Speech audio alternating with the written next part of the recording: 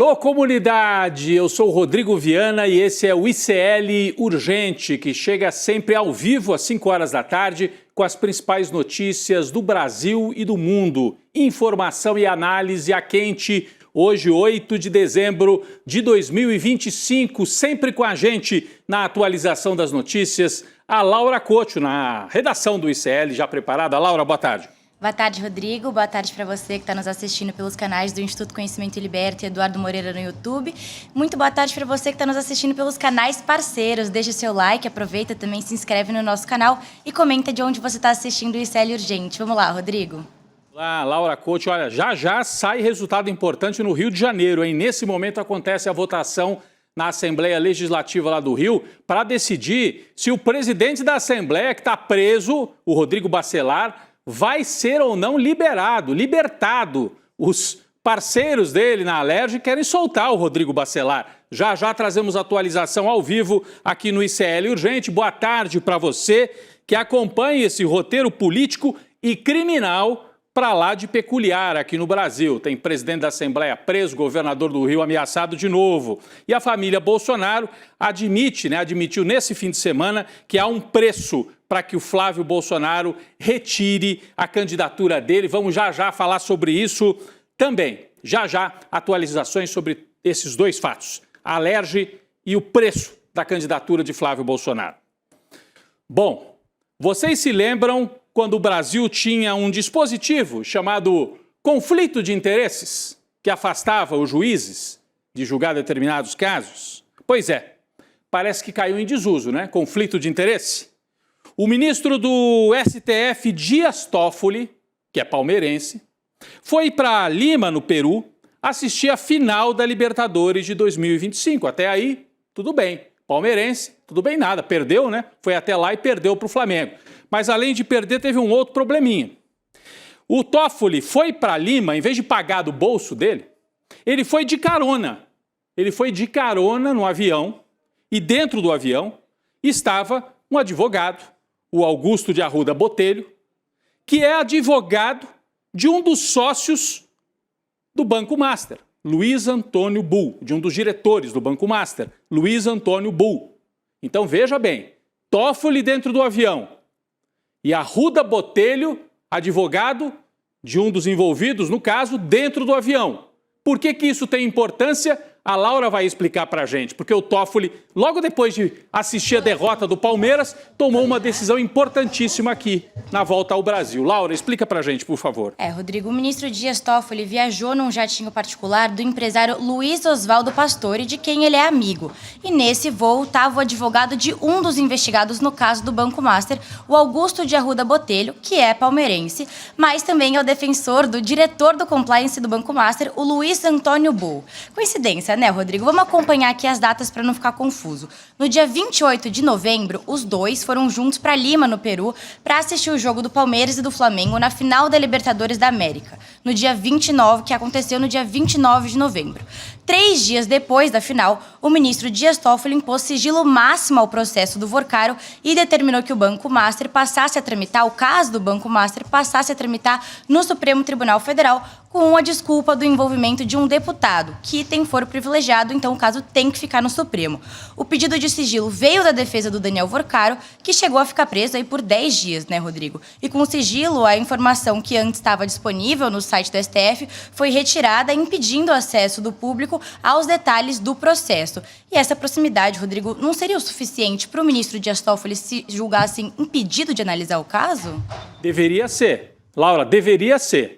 Dias Toffoli não poderia tomar uma decisão tão importante. Ele viaja num dia com um advogado relacionado, que é o advogado de um dos diretores do banco. E aqui eu não estou criminalizando o advogado, mas os dois viajaram juntos, são amigos, são palmeirenses, assistiram uma derrota do Palmeiras lá em Lima. Isso não é o principal. O principal é que o Toffoli volta ao Brasil e toma uma decisão dessa, que chocou uma parte do meio jurídico, pelo menos aquela que não aceita essas suspeitas, decisões suspeitas, no mínimo, né? Outro detalhe, que não é um detalhe, é super importante, além do Toffoli ter viajado junto com o advogado que cuida do caso Master, Ele não viajou só com o advogado, gente. O dono do avião, a Laura citou aí, Luiz Oswaldo Pastore, foi suplente na chapa de Flávia Arruda ao Senado, na eleição em que ela perdeu para o Senado. Mas o dono do avião, Luiz Oswaldo Pastore, era suplente da Flávia Arruda. Presta atenção nisso. E a Flávia Arruda, o que tem a ver com essa história? Ela é esposa de um sócio, de um outro sócio do Daniel Vorcaro, o Augusto Ferreira Lima, que foi o maior doador da campanha da Flávia. Então, gente, o círculo se fecha. O avião, né, é de um personagem que também tem proximidade com essa história toda. E o advogado de um dos investigados do caso Master também estava dentro.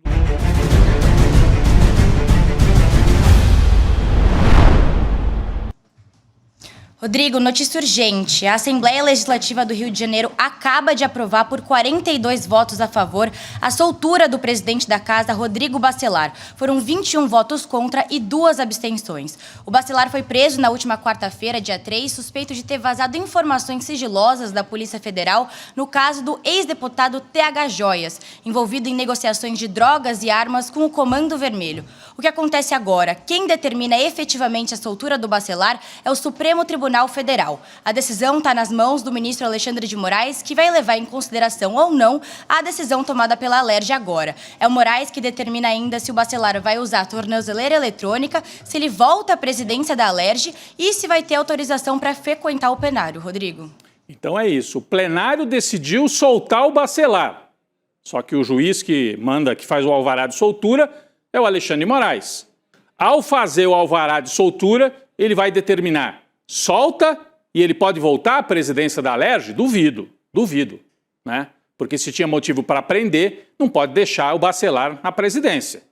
Mas vamos aguardar. Nas próximas horas, certamente, o ministro Alexandre de Moraes vai tomar uma decisão, vai trazer esse alvará de soltura e aí a gente vai ficar sabendo se o Bacelar volta ou não, né? Um sujeito, né, acusado de algo tão grave como o envolvimento com um preso, com aquele TH Joias, se o Bacelar pode voltar a presidir a Alerj.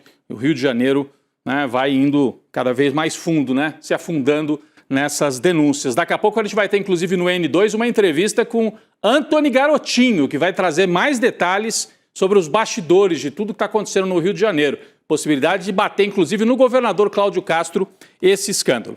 Vamos seguir acompanhando. Obrigado pela atualização aí da Laura, né, ao vivo. Bom, vou voltar àquela história, né, do Banco Master e do ministro Toffoli. Então, sem dúvida, ele deveria ser declarado impedido, deveria, inclusive, ter que responder por isso. É uma atitude suspeita, no meu entendimento. É uma atitude suspeita um ministro tão próximo de um dos advogados tomar uma decisão dessa 3 dias depois, colocando o caso sob sigilo e puxando o caso para o Supremo Tribunal Federal. Bom, essa caixa preta aí envolvendo o Toffoli e o caso Master só fez aumentar a urgência de uma decisão tomada pelo presidente do Supremo, Edson Fachin. Ele quer aprovar um código de conduta para os tribunais superiores. É o que pode e o que não pode para magistrados, para juízes, para ministros do Supremo e do STJ e outros tribunais. Laura, pelo jeito, já tinha que ter feito esse código, né? Se o código de conduta tivesse em vigor, o Toffoli não poderia ter viajado desse avião, Laura. Rodrigo, esse código definiria regras para as cortes superiores e é inspirado no que já existe, no modelo que já existe no Tribunal Constitucional da Alemanha. As conversas começaram antes do ministro Fachin tomar posse da presidência do STF em setembro desse ano. Isso antecederia essa polêmica do voo do ministro Dias Toffoli com o Augusto de Arruda Botelho, como você falou, né, Rodrigo? Que é o defensor de um dos investigados do Banco Master. De qualquer maneira, o código alemão, que é referência do Fachin, diz, entre outras coisas, que os juízes podem aceitar remuneração por palestras, participação em eventos e publicações, desde que isso não comprometa a reputação do tribunal, claro. Mas, pelo barulho que está fazendo esse voo dos amigos, o Toffoli estaria em maus lençóis, né, Rodrigo? Se o código tivesse em vigor, depois desse voo dos amigos palmeirenses, o Toffoli estaria em maus lençóis e mesmo sem código de conduta. Não precisa de código de conduta, né? Tá na cara que o Toffoli não poderia ter aceito viajar num jatinho desse E depois, se viajou, não poderia ter tomado 3 dias depois uma decisão que diz respeito a um caso de um advogado que estava com ele num voo desse. Ficou feio. Não para o Augusto de Arruda Botelho, que é advogado. Ficou feio para o Toffoli, no meu entendimento. E gostaria, depois, de ouvir gente da área jurídica para falar sobre isso. Bom, não está fácil também para a família, né, do banqueiro Daniel Vorcaro. Não está fácil para a família dele, mas está muito pior para quem acreditou e investiu naqueles CDBs malucos dele e perdeu dinheiro. De qualquer maneira, a família dele também. Tem um imbróglio aí envolvendo gente muito próxima ao Daniel Vorcaro e a Laura vai explicar para a gente. Está virando caso de família também, né? Aí o episódio do Banco Master, Laura. É mais uma novela Casos de Família, né, Rodrigo?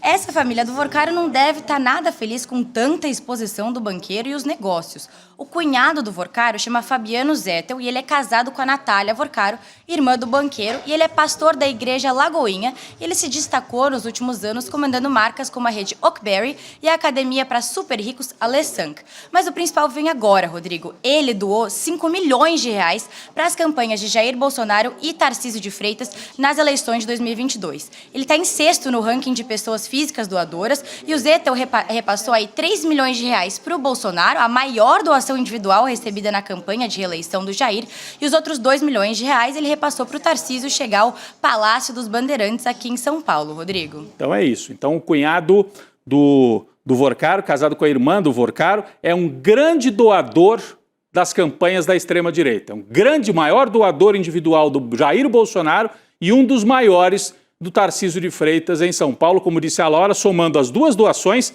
5 milhões de reais que o cunhado, que começou como pastor, né, aí entregou para as campanhas da extrema-direita em 2022. Bom, quem é que se deu bem, pelo menos até agora, foi uma influenciadora e uma moça que teria um caso amoroso com o Daniel Vorcaro. Ele tinha uma outra namorada há pouco menos de um mês. Mas esta moça que está aqui nesta manchete é que ganhou um mimo de 4 milhões de reais do Daniel Vorcaro. Laura Couto, explica para a gente quem é, né, essa moça, o que ela ganhou, como é que é essa história? Rodrigo, generoso, esse presente aí é pouco, olha isso. O Vorcaro doou para Carolina Tranotti um apartamento localizado na Faria Lima, que é um dos metros quadrados mais caros daqui de São Paulo. O imóvel foi dado formalmente em dezembro de 2024, mas documentos mostram que ele foi comprado em 2020 por uma empresa ligada ao Daniel Vorcaro. Ao que tudo indica, ou a Fer é um laranja, ou o Vorcaro tá de caso com uma possível criminosa, Rodrigo. Isso porque essa influenciadora é ré por lavagem de dinheiro em um caso de tráfico internacional de cocaína. A Carolina nega essas irregularidades e diz que só recebeu presentes do banqueiro. O Vorcaro, aliás, também está pagando pela defesa dela. De Sugar Baby ela não deve ter nada, né, Rodrigo? Sugar Baby, né? Porque uma parte da imprensa começou a dar manchetes de ontem para hoje dizendo assim, Sugar Baby recebe 4 milhões de reais. Que é um termo assim quase carinhoso, né? A moça lá tinha um caso com o Daniel Vorcaro e aí não tem crime nisso, claro, evidentemente que não. Então o problema não é se ela é sugar baby, amante, namorada, sei lá o quê. Isso é problema deles. A questão é, funcionou como laranja do Vorcaro para esconder patrimônio? Ou foi só um presente mesmo que ele deu para ela, para agradar? Isso é que tem que ficar melhor entendido. De qualquer maneira, chamar de sugar baby não cai bem, né? Não cai bem, porque a suspeita é outra. A suspeita é de envolvimento com a falcatrua envolvendo bilhões de reais do Banco Master. Vamos continuar acompanhando isso. Falando em falcatrua, minha gente, o senador Flávio Bolsonaro não decepcionou, né? Ele lançou a candidatura dele na sexta-feira, dizendo, meu pai disse que eu sou o candidato da direita. Não demorou 48 horas para o Flávio admitir que esta pré-candidatura ao Planalto é puro jogo de interesse, para arrancar concessões do Centrão. A gente sabe que eles não têm muito valor, mas eles têm preço, e o Flávio falou abertamente nisso. Laura, durante o fim de semana, o Flavinho 01 admitiu, tem um preço, para eu retirar a candidatura tem que pagar um preço. É quase como um sequestro, Laura. Como é que é isso? Rodrigo, o preço do Flávio, além de improvável, é caro. O 01 quer duas coisas: cobrar de candidatos da direita a promessa de anistia ou indulto ao Jair Bolsonaro nas campanhas de eleições do ano que vem. E ele também pediu a garantia de que o pai vai poder concorrer já em 2026, Rodrigo. O senador, que já é famoso por envolvimento em rachadinha, lavagem de dinheiro em loja de chocolate, perdeu o pudor de vez, né? O Flávio reconhece que vai apoiar o candidato que fizer esse serviço, Rodrigo. Sim. Não, a minha candidatura está aí. Para eu retirar tem um preço. Quem disser que aprova anistia para o Jair e quem disser mais que isso, que vai batalhar para que ele esteja na urna já em 26, aí vira meu candidato. Então tem preço. É uma candidatura para chantagear o Centrão, para dizer: Centrão, vocês querem muito ter um candidato? Faria Lima, vocês querem muito ter um candidato e querem que eu retire a minha? Vocês vão ter que pagar o preço do resgate. É mais ou menos isso o que fez o Flávio Bolsonaro. Na verdade, o plano talvez já fosse esse, só que falta esperteza, né? Porque ele, no segundo dia, já revelou o que todo mundo imaginava, que era uma candidatura para chantagear e para negociar. O Flávio Bolsonaro, minha gente, está encontrando resistências para colocar esse plano em marcha, o plano de uma candidatura, ainda que seja uma candidatura para negociação e chantagem, está encontrando resistências, principalmente por parte do Centrão. Tem manchetes aqui de que a turma do Centrão não está atendendo o telefonema dele, não. O Flávio liga, vamos conversar, e a turma desconversa. Não quer papo com ele por enquanto. E o mercado financeiro, na sexta-feira, o tombo que foi na Bolsa de Valores, depois que o Flávio Bolsonaro anunciou a candidatura. Hoje ele passou o dia ligando pessoalmente para presidentes de partido da direita e do centro para tentar garantir a presença dos políticos num jantar marcado para as próximas horas. Vamos ver se a turma vai embarcar nesta aventura do 01 Flávio Bolsonaro. Vamos acompanhar. Bom, hoje saiu mais um detalhe da pesquisa Datafolha. Desde o sábado, né? O Datafolha vem trazendo números da última pesquisa, que traz números aí do cenário político e traz o cenário eleitoral de 2026. O número de hoje é o seguinte: 56% da população brasileira vê Lula como o líder inconteste da esquerda. 56%. Tá certo, proporcional, o tamanho do Lula. O que surpreende é que quando se pergunta quem é o grande líder da direita no Brasil, só 35% apontam o Jair Bolsonaro, o que mostra que ele encolheu. Esse é o dado de hoje da pesquisa Datafolha. O levantamento também traz outro dado preocupante para o bolsonarismo, a pergunta sobre o episódio bizarro da tornozeleira eletrônica. Mais da metade dos brasileiros, 54%, acreditam que Bolsonaro tentou romper a tornozeleira para fugir e 33% dizem que ele teve um surto e por isso tentou arrancar a tornozeleira. De qualquer maneira, seja fuga ou seja surto, é péssimo para ele e isso aparece também nos números do Datafolha que foram divulgados hoje. No fim de semana, sábado e domingo, aí o cenário eleitoral, que também não é nada favorável à família Bolsonaro. Vamos trazer primeiro o cenário eleitoral de primeiro turno. Primeiro turno, com Flávio Bolsonaro candidato, né? Foi lançado, então vamos dizer que ele seja o nome da família. Lula tem 41% dos votos no primeiro turno. Flávio, 18%. Ratinho Júnior, do PSD, 12%. Ronaldo Caiado, 7%. Romeu Zema, 6%. Se somar todos os adversários de Lula, eles estão com 43%. Então o Lula fica muito perto de ganhar a eleição no primeiro turno. Mas o mais provável é que haja um segundo turno e haja uma disputa entre um nome do bolsonarismo, se o Flávio mantiver a candidatura, e um nome da direita tradicional, que pode ser o Ratinho, né? Então vai ter essa disputa para ver quem vai com o Lula ao segundo turno. E aí o Datafolha fez cenários de segundo turno. Vamos trazer aqui para você acompanhar os resultados de um eventual segundo turno. Lula contra Flávio Bolsonaro. 51% para Lula, 36% para o Flávio. Então é uma surra. 15 pontos de vantagem para o Lula se o segundo turno for contra o Flávio. E se for contra outro adversário da família Bolsonaro... Ah, não, aqui já é o Ratinho Júnior. Se for contra o Ratinho Júnior, 47 para o Lula, 41 para o Ratinho. É um cenário mais estreitado. Nós temos mais um outro cenário aqui da pesquisa da Datafolha também. Tarcísio de Freitas, aí é 47 para o Lula, 42 para o Tarcísio, 5 pontos de vantagem, mais apertado também. Temos mais algum cenário? Tem também a Michele, 50 a 39. 50 para o Lula, 39 para a Michele no eventual segundo turno. Você repara que Lula tem muito mais facilidade para ganhar da Michele Bolsonaro e do Flávio Bolsonaro, os dois representantes da família.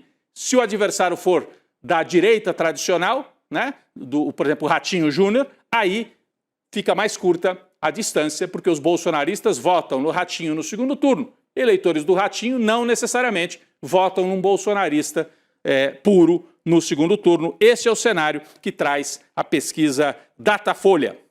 Pessoal, vamos seguir aqui e voltar para o judiciário, porque tem golpista ainda para ser julgado em 2025. A primeira turma do Supremo começa a julgar amanhã o núcleo 2 da trama golpista. São 6 réus apontados pela PGR como responsáveis por elaboração da minuta do golpe, monitoramento, aquela proposta de neutralizar ou matar Alckmin, Lula e Alexandre Moraes, e também a articulação na Polícia Rodoviária Federal para impedir o povo de votar no segundo turno, você se lembra. É esse o núcleo que vai para julgamento amanhã. Quem são as pessoas que estão nesse núcleo? A gente preparou um quadro aqui para você se lembrar. Tem nomes importantes do bolsonarismo. Felipe Martins, ex-assessor do bolsonarismo de assuntos internacionais. O general Mário Fernandes está preso. É aquele cara que coordenou ali o plano do punhal verde e amarelo, né? Silvinei Vasquez foi diretor da Polícia Rodoviária Federal. Esses 3 são os mais conhecidos e os que mais atuaram, segundo o relatório, segundo a denúncia da Procuradoria-Geral da República. Também vão a julgamento Fernando Souza Oliveira, delegado da PF, Marcelo Costa Câmara, o coronel, e Marília Ferreira, ex-diretora de inteligência do Ministério da Justiça. Todo esse povo vai ser julgado a partir de amanhã. Sessões de julgamento estão previstas para os dias 9 e dia 16, manhã e tarde. E se precisar também nos dias 10 e 17, é o último núcleo para ser julgado ainda em 2025. Pessoal, nós temos atualizações ainda do caso Bacelar, que comentamos no início do programa, né? A Assembleia Legislativa, como a Laura trouxe agora há pouco, mas eu vou repetir, aprovou por 42 votos a favor e 21 contra aprovou a soltura do presidente da Assembleia, Rodrigo Bacelar, que foi preso na última quarta-feira, suspeito de ter vazado informações sigilosas da PF. Então, prestem atenção, está decidida a soltura. O Alexandre Moraes vai, nas próximas horas, tomar uma decisão oficial, né, levando em conta a decisão da Alerj, solta. Mas isso quer dizer que ele volta para a cadeira de presidente? Isso é o Alexandre Moraes que vai determinar. Nós vamos seguir acompanhando o relator do projeto que levou a esta votação. Sabe quem é? Sabe quem é que ajudou a soltar o Rodrigo Bacelar? O tal de Amorim. Também Rodrigo, né? Rodrigo Amorim, é um monte de Rodrigo aqui. Rodrigo Amorim foi o deputado que aprovou o projeto que levou à soltura dele. Olha quem é o Rodrigo Amorim. Sujeito que quebrou a placa da Marielle do lado do Valentão, também está preso. Enfim, Daniel Silveira, Rodrigo Amorim, Witzel. É uma turma pesada da extrema-direita do Rio tentando salvar o Bacelar. Então, olha, gente, é uma operação que eu diria pesada, da barra pesada da política, para não usar um outro termo aqui que pode gerar processo. É a barra pesada da política, né? O Bacelar segue preso até que o Alexandre Moraes deu aí o alvará, mas está tomada a decisão vergonhosa pelo plenário da Câmara. Da Câmara não, da Assembleia Legislativa do Rio de Janeiro. Então, é Bacelar solto? Sim, por 42 votos a 21. A Alerj revoga a prisão de Rodrigo Bacelar. Pessoal, vamos falar de um caso bizarro aqui que aconteceu em São Paulo, digno de filme, né? O roubo de obras de arte super valiosas que foram subtraídas da Biblioteca Municipal, fica no centro da cidade, Biblioteca Mário de Andrade, no centro de São Paulo. Agora à tarde, a polícia paulista prendeu um dos suspeitos. O homem foi identificado como Felipe dos Santos Fernandes, de 31 anos. Ele foi encontrado numa casa na Zona Leste. O outro criminoso já foi identificado, mas segue foragido. A polícia ainda não divulgou o nome dele para que não facilite a fuga, né, desse outro sujeito. Depois do roubo, eles fugiram numa van azul. Tem imagens deles caminhando pelo centro da cidade. A prefeitura acionou até a Interpol, Polícia Internacional, para evitar que eles vendam as gravuras para fora do país, né? A Interpol tem aí um aplicativo, um banco de dados para impedir que eles façam a venda. Olha os caras aqui, ó. Passa de novo para a gente a imagem. Eles saem com as gravuras, entram nessa van e andam pelo centro da cidade com essas gravuras que valem muito dinheiro, debaixo do braço, na maior cara de pau, né? Parece cena de série mesmo, né? Olha aí, ó. Estão levando. Isso aqui é material roubado. A Laura Couto tem mais informações sobre esse caso. Laura. O Rodrigo roubou minha piada, hein? Eu ia falar que é roteiro de série americana, mas ele falou antes. Mas o que aconteceu, gente? Na manhã de ontem, os dois criminosos invadiram a exposição do livro ao Museu MAN São Paulo e a Biblioteca de Mário de Andrade. Esse é o nome da exposição.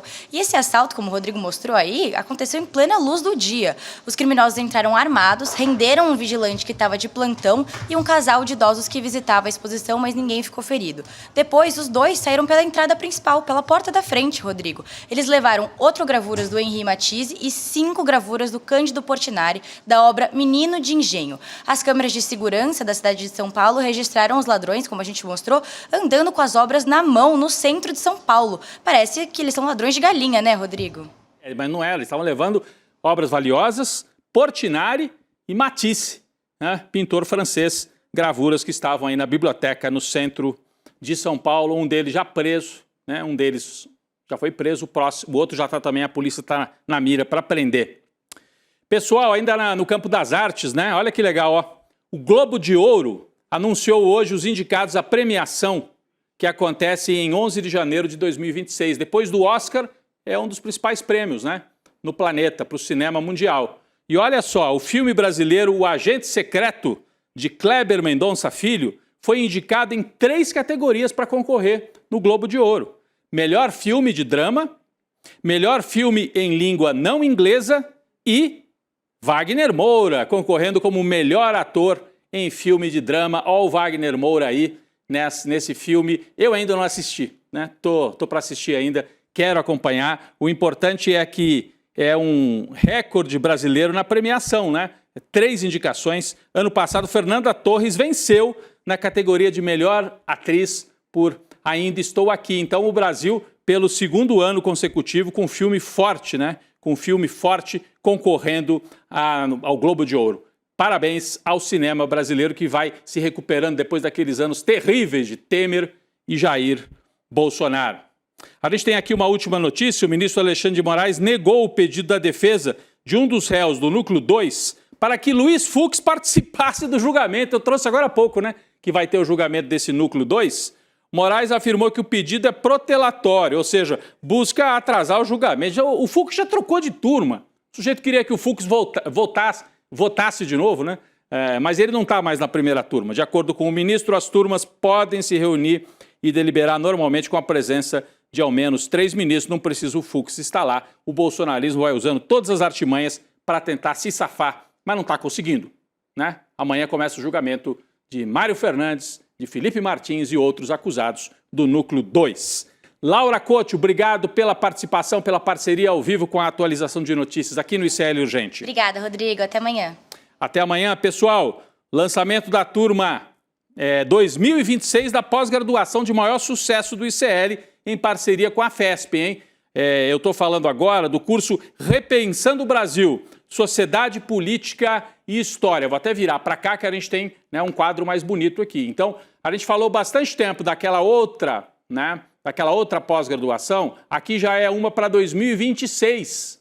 Né? Repensando o Brasil, Sociedade, Política e História. Garanta sua vaga gratuita para participar no dia 14 de dezembro, domingo, às 20 horas. Como é que você participa? Você escreve iclurgente.com.br e garante a sua inscrição para participar da segunda turma desse curso, né? Já teve a primeira em 2025 e agora vem aí a segunda turma que volta ainda mais forte com novidades e a chegada do professor Castro Rocha, que se junta a Marilena Chauí, Gessé Souza, Ladislau Dobor, Muniz Sodré, Renato Giannini e outros grandes intelectuais brasileiros que estão aí na tela, como você pode ver. Domingo, 14 de dezembro, 8 da noite, você se inscreve em iclurgente.com.br e participa da segunda turma da pós-graduação em 2026. Valeu, gente. Vem aí o N2 com mais atualização de notícias com a Roberta Garcia, Chico Sá, toda a nossa equipe. Eu já também estarei por lá. O ICL Urgente volta amanhã. Quando a primeira turma da pós Repensando o Brasil, Sociedade, Política e História começou, a gente não imaginava, mas estava construindo um dos movimentos mais potentes de formação crítica do país. Foram mais de 5.000 alunos matriculados em 2025. A pós-graduação do ICL, em parceria com a FESP-SP, se transformou em um projeto revolucionário e transformador no Brasil. E o mais impressionante é que todos passaram a enxergar o Brasil de uma outra maneira, com método, com contexto, com profundidade. No dia 14 de dezembro, num domingo, às 8 horas, vamos abrir a nova turma de 2026 e as inscrições com condições exclusivas de lançamento. Essa é a sua chance de fazer parte dessa revolução no pensamento brasileiro, ao lado dos maiores intelectuais do nosso país. Fala pessoal, tudo bem? Leandro Demore aqui para dar uma notícia incrível. O ICL tem sua própria revista digital, a revista Liberta, um novo espaço de jornalismo profundo, crítico, com a nossa cara, feito para quem quer entender o Brasil e o mundo além da superfície. Na revista Liberta, você vai encontrar os maiores articulistas e colunistas com análise sobre política, cultura, atualidades e, claro, muito pensamento crítico. Esse vai ser o nosso espaço semanal de reflexão em profundidade. Faça agora mesmo a sua assinatura. Acesse icl.com.br/revista. E se você já é aluno ou aluna de algum curso do ICL, tem um benefício especial para fazer parte disso com a gente. Um desconto exclusivo para garantir a sua assinatura. Revista Liberta é o ICL em profundidade.